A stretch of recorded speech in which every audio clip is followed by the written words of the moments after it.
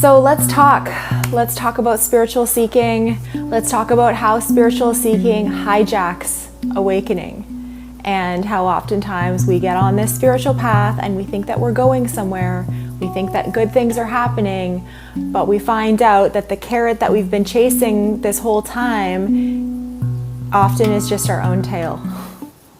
That we've been in the dream trying to find the way out of the dream and getting directions from other people in the dream, right? But all you have to do is see that you're in a dream. And it's not even you that's doing it. So let's discuss all of that today. So I don't know if anyone's had this feeling where they are like, oh, I'm really close to waking up. Like I'm close. Or I'm really far away. Either one of those, that is not you, right? That is a thought about how to get closer to you, but you already are it. You already are here. And so what happens is that this spiritual seeking, it kind of creates a mirage, in a sense. It creates an idea of a story that we have to move towards, or that we're in a story and that there's something to achieve, right? And we see this in all of the great stories, you know, the hero's journey, where he has the call to action and he slays the dragon, right? And then he gets the prize at the end. And we kind of imagine that that's what the spiritual journey is like. Like I'm just my normal self, you know, maybe making some investments here and there, got my college degree, looking for a wife, looking for a husband, okay, ticking off the boxes, okay, got the promotion, okay, got the mortgage, okay, got the second car, all of that, and then spirituality comes. And then there's a whole new book, a whole new set of boxes that we imagine that we have to tick off, right? But this is much different than than anything else in the normal life. So the moment that you search for truth, it just relays this idea, this assumption that it's not already here. And I don't know if anyone's had situations like that before, where say they've had their sunglasses on their head or their phone in their hand and they start looking for it. And then they have the moment, oh, it's been on my head this whole time, right? But the thing is that the thoughts are very powerful because we haven't known anything other than the thoughts, right? It's like that, I think it's Plato, you know, that kind of mind experiment that he does, where you have these people, and if all that they see is just these shadows dancing in front of him, that's all that they will believe exists, right? So we've kind of been brainwashed, we've kind of been hypnotized into this belief system that just takes the thoughts to be real, takes the thoughts to be what we are, and that's really the core problem here that we're talking about. But the mind is longing for wholeness, right? I think there's this natural urge, this natural instinct that we all feel that wants to find completion, wants to find peace, wants to be happy, to be alive, right? And there's a natural sense, especially with spiritual seekers, that something's missing, right? Something's off, right? And so we search for that journey of wholeness. We search for that journey of peace. Oh, it was Socrates. Okay. Thanks for that. We search for that journey of wholeness and peace, or that prize of wholeness and peace, through the dream, through the delusion that we are taking ourselves to be, right? It's like you're in a dream and you're trying to get out of the dream, and you're asking all the dream characters, how do I get out of this, right? Or you're in the loony bin and you're asking all the other loonies how you get out, how did we get here? And maybe they'll be like, oh yeah, there's the trap door over there. You got to knock 3 times, spin around, you know, hoot like an owl, and then the door will open. And then maybe you do that and maybe a door does open, but it just takes you into another loony bin. right? But there is this natural inclination that the mind has for, oh, thanks, Anne. Oh, that's so beautiful. Thank you for sharing that. Yeah, there is this natural inclination that the mind has where it is just, it's longing. It's longing for something deeper, right? And I think most people can relate to that. But it sees it as a goal. It misses the fact that what it's been searching for is always here. Okay? And in that search, a very interesting thing tends to happen for about 99.9% of people who embark on this journey is something called a spiritual ego forms. I am guilty of this. Everyone I know who's been on a spiritual journey is guilty of this. It's nothing right or wrong about it. It's just what happens. And this is also a story. This is also a mental construct, right? But there's this voice, once you start getting into the spirituality and you get on this path and you believe that there's a goal to attain,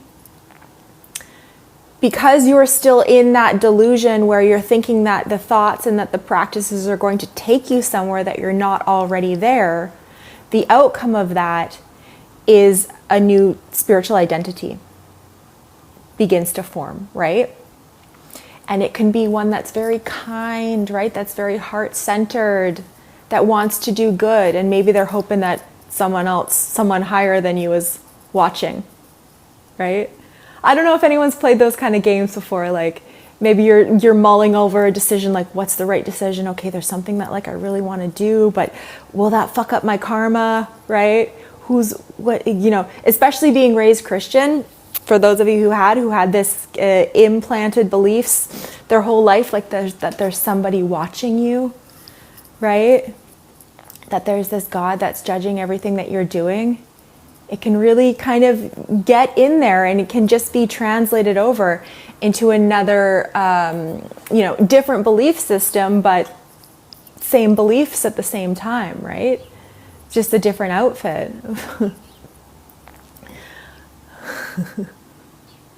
Yeah. So the one who's really good at healing, the one who needs to heal, or the one who needs to purify it, or the one who's never quite healed enough, right? I got into that, this shadow work, all this shadow work, which is beautiful. Do the shadow work if you need it. I'm not like against healing trauma or any of that. I'm not against anything. But there comes a point where you start to see that a mental construct and an identity begins to form around all things spiritual, right? I'm a really good meditator. I can get into these really quiet states where my mind just stops, and I can do these, 30-day long Vipassana retreats, right? Wow, I'm so spiritual. I like, wow. And it is a feat, like in order even to do like a 10-day Vipassana retreat, like if you've done that, well done, well done in the human realm. And it can have its benefits for the character, right? Or the ego that is wanting to heal all of their ancestral karma, right? The one who has come to cleanse the family line of all of the trauma of the past, right? There's that story too, Or the one who never does anything wrong, who never gossips, but maybe judges other people for gossiping, right? Because if there's a right, then there's a wrong. If there's a holy, then there's an unholy. And that's the game that the ego plays, because when it believes itself to be super holy, it will attune to the unholiness, and it will call that imperfect, or it will call that, whatever, lower, higher. Or maybe I'm lower and they're higher, and I need to get up to the guru, and I'll never be as high as the guru, right? It plays these games of opposites, right? And this is the duality that we get stuck in, that spirituality really just capitalizes on, unfortunately. Yin for yang, yeah. The feeling of being deep down special and unique, yeah. Just like everyone else, right? So yeah, do you actually want to awaken?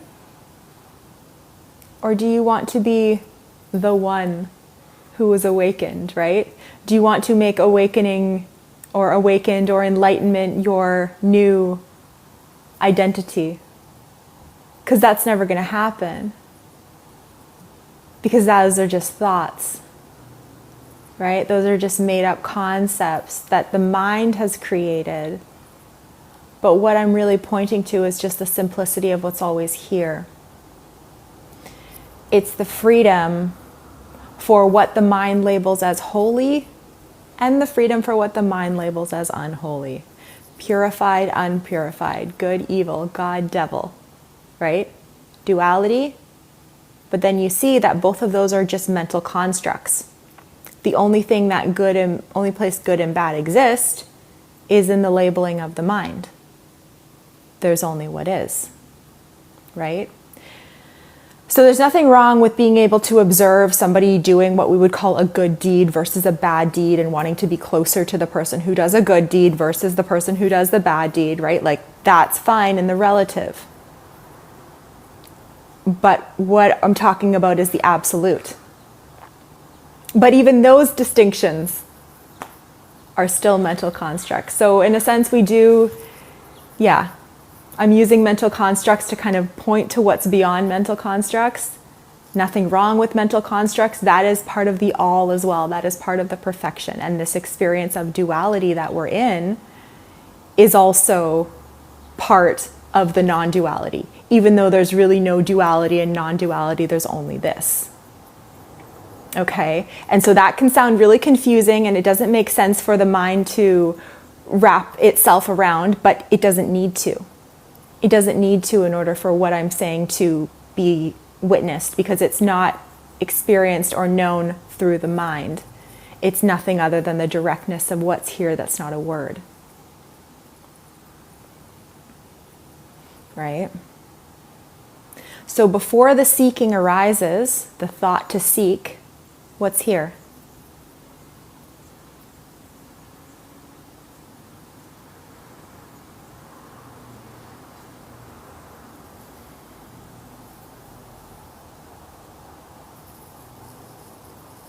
Who is aware of the one that wants to awaken?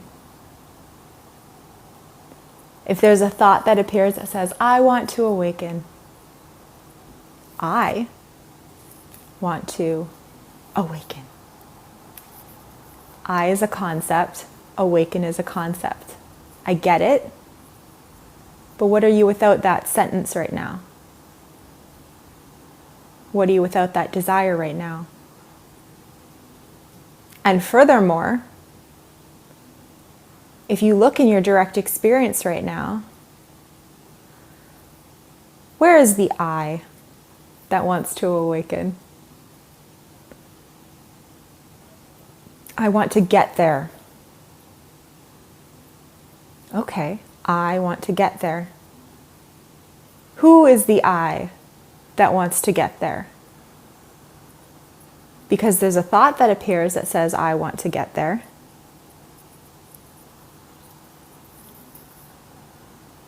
And what's behind that thought? Right? What created that thought?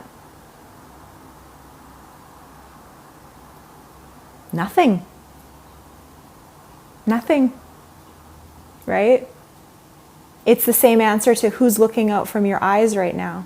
If you just go to your visual experience, what is it that's seeing?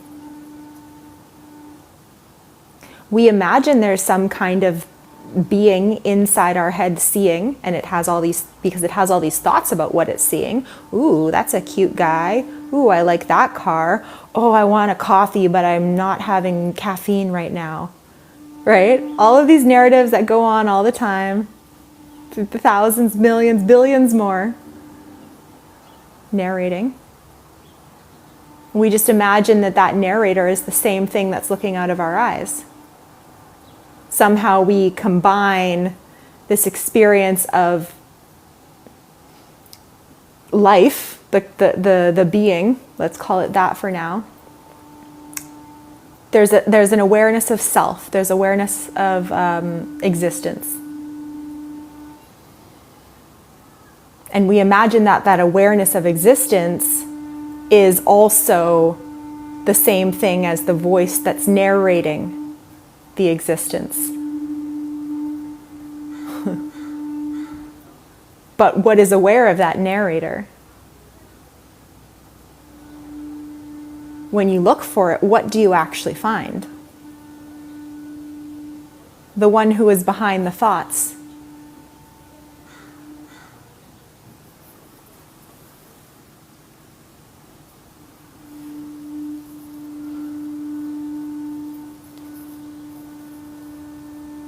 Yeah, it's nothing. It's nothing. So what's here right now before the next thought? Because what I'm pointing to is something that does not need to be known through a thought, right? It transcends thoughts. But at the same time, it is not separate from a thought. So like in Advaita, they typically talk about this all-knowing expansive space, this platform, this screen, where all of the stuff takes place in. But they kind of speak of it like it's almost two separate things. Right? So you're not the thoughts, but at the same time, you also are the thoughts, but not in the same way that you thought that you were. Okay? Because the thoughts, the sounds, and the knowing of those sounds, the meaning of those sounds is all appearing, right? It can't appear anywhere else but within this space that you are. So it becomes that space. It becomes you for that temporary moment. Right? So we are the experiencer of those thoughts, but we also are the experience of those thoughts at the same time. But then you realize that both the experiencer and the experience are just mental constructs. That is the expression of duality, because these labels are taking place in thought, in words, but you are not a word or a concept. You are not something that can be pointed to or defined or distinguished through language. So what's here without language right now?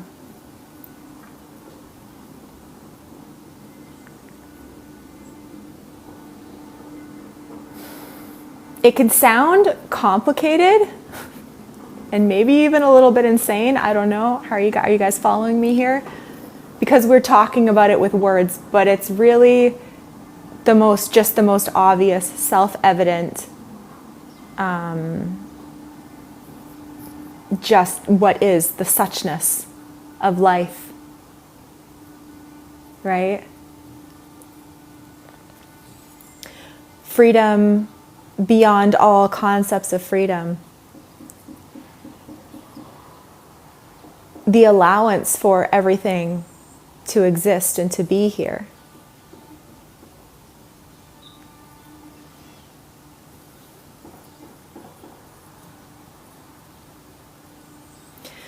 So all of that I said, okay, you are not the thoughts, but you also are the thoughts, but you're not the thoughts in the same way, and you're the experiencer and the experiencing, blah, blah, blah, blah, blah. Those are messages to the mind that thinks that what it is the mind. It's self-identifying with the thoughts. So the thoughts are believing the thoughts. It's a belief believing a belief, basically.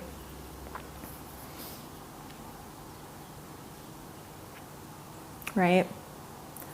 So all of that, even just drop it now.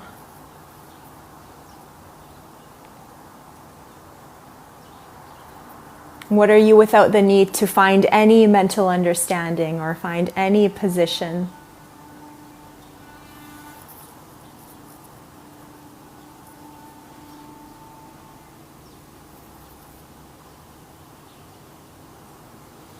And giving up the spiritual search can feel scary to the mind. At least it believes that it's scary. It believes that it's going to go somewhere, that it's going to go into some other dimension that it will never be able to get back to. But it's just afraid of the now. It's just afraid of what it's always been. But who is the one that's afraid of what's always been? Because any thought that comes up that says, I'm afraid of giving up the spiritual search, is just another thought. Right?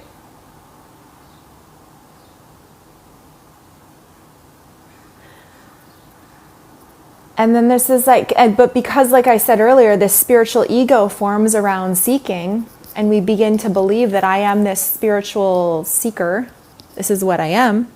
And I will become victorious, and I will claim this goal. I will go on my hero's journey and awaken to my true nature.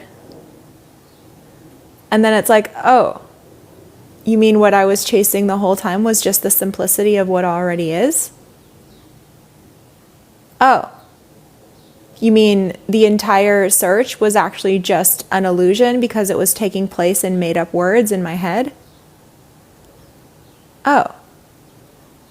You mean I just imagined this idea that there was something to earn and something to achieve because the present moment that I'm always in was actually the prize and I can't even get out of it and there's nothing to find, and even find is just made up? Oh. Well, then what am I? What am I without that search? What do I do now? What, you mean I just... What do I do? I just don't meditate? I just don't do my mantras? Right? Who am I without that? Right? And this is kind of a bit of a detoxing process based on how long you've been seeking, how many beliefs you've acquired over how many years you've been doing this. It's really just a dropping into what's already here. Right? Because the mind wants something to change, and it searches for a change. But it's always something that's taking place in the future. It's always just a concept that's taking place in the future. And what I have to share with you is not a belief. Nothing wrong with having beliefs, nothing right with having beliefs. But beliefs are just mental constructs that are appearing through made-up words about the past. Right? Take away the past right now, what's left? If you can't reference the past, what's your belief right now?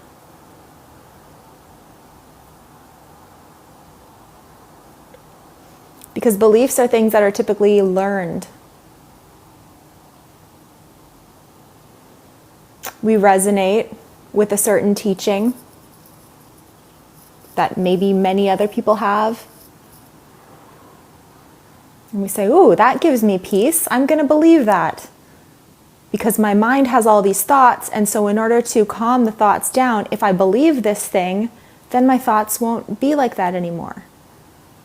But it's just a thought over top of a thought, right? Because when you take that belief away, oh, all the fears come back again. But the fears weren't real to begin with because they were only thoughts about a future that the mind is just imagining. But the only thing that's real is now.